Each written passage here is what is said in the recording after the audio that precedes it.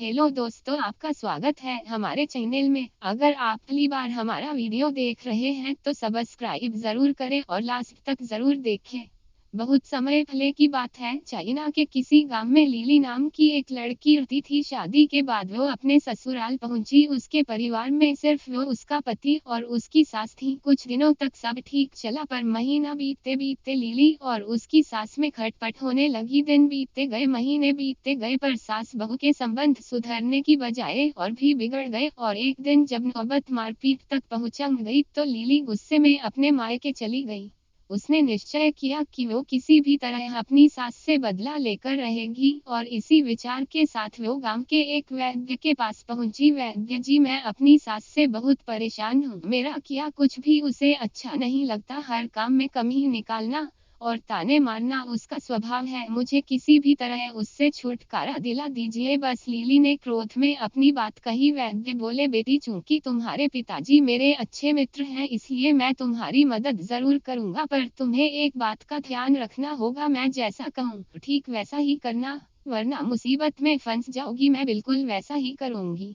Lily बोली। वैद्य अंदर गए और कुछ देर बाद जड़ी बूटियों का एक डिब्बा लेकर वापस आए और लिली को थमाते हुए बोले, लिली, तुम अपनी सास को मारने के लिए किसी तेज जहर का प्रयोग नहीं कर सकती, क्योंकि उससे तुम पकड़ी जाओगी। यह डिब्बा लो, इसके अंदर कुछ दुर्लभ जड़ी बूटियां हैं जो धीरे धीरे इंसान के अंदर जहर पैदा कर देती हैं, और 7 to 8 महीने में उसकी मौत हो जाती है। अब हर रोज तुम अपनी सास के लिए कुछ पकवान बनाना और चुपके से इन्हें उस खाने में मिला देना। और ध्यान रहे, इस बीच तुम्हें अपनी सास से अच्छी तरह से पेश आना होगा, उनकी बात माननी होगी, ताकि मौत के बाद किसी का शक तुम पर ना जाए। जाओ, अब अपने ससुराल वापस जाओ और अपनी सास के साथ अच्छे से अच्छा व्यवहार करो। लिली खुशी खुशी जड़ी बूटियां लेकर ससुराल वापस लौट गई। अब उसका व्यवहार बिल्कुल बदल चुका था। अब वो अपने सास की बात मानने लगी थी और आए दिन उनके लिए स्वादिष्ट व्यंजन भी बनाने लगी थी। और जब कभी उसे गुस्सा आता तो वैद्य जी की बात ध्यान में रखकर वो अपने गुस्से पर काबू कर लेती।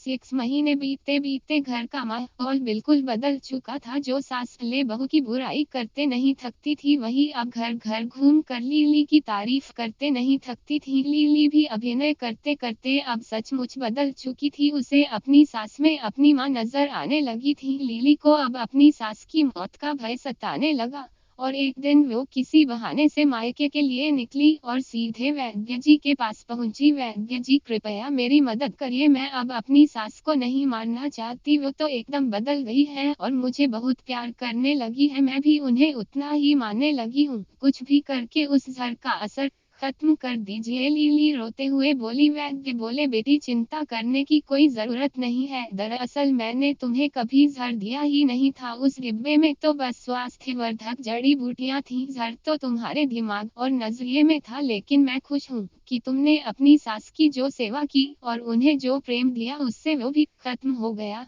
जाओ, आप खुशहाली से अपने सास और पति के साथ जीवन व्यतीत करो। दोस्तों, बहुत बहुत धन्यवाद ये वीडियो पूरा देखने के लिए। हमें कमेंट्स के जरिए बताइए कि वीडियो कैसा लगा। लाइक, शेयर और सब्सक्राइब जरूर करें।